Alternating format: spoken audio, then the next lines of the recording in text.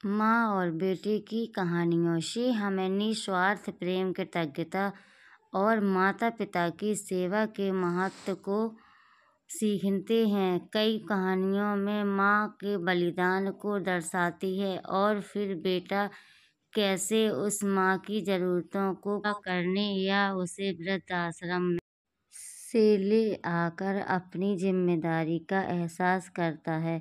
ये सिखाती है। यहाँ एक ऐसी ही कहानी का उदाहरण है।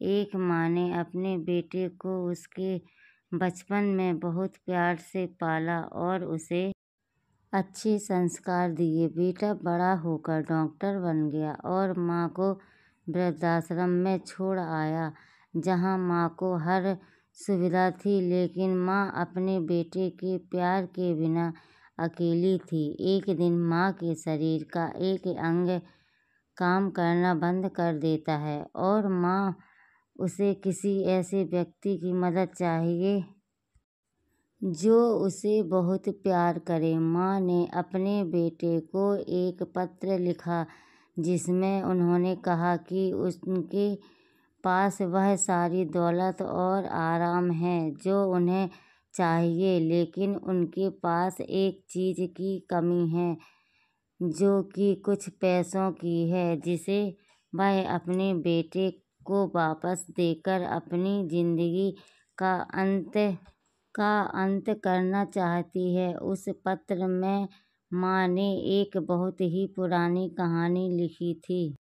उस कहानी के अनुसार एक बेटा अपनी माँ के लिए बहुत ही प्यार से बने घर का मालिक बनना चाहता था, और जब माँ उसे जाने का आशीर्वाद देती थी तो माँ उसे बोलती थी कि माँ हमेशा अपने बच्चों के लिए यह सब करती है। माँ हमेशा अपने बच्चों के साथ करती है।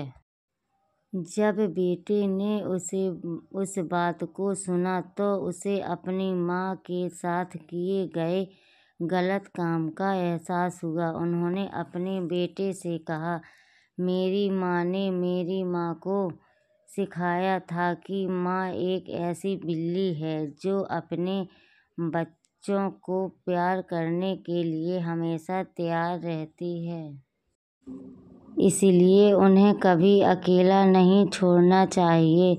जब माँ का निधन हो गया तो बेटे ने माँ के शरीर को वृद्धाश्रम से वापस ले जाकर अंतिम संस्कार किया। उन्होंने माँ से वादा किया कि वह अब कभी भी माँ को अकेला नहीं छोड़ेगा। कहानी से यह शिक्षा मिलती है कि माँ का निस्वार्थ प्रेम अतुलनीय होता है। हमें माँ के त्याग और बलिदान को समझना चाहिए और उनकी सेवा करनी चाहिए।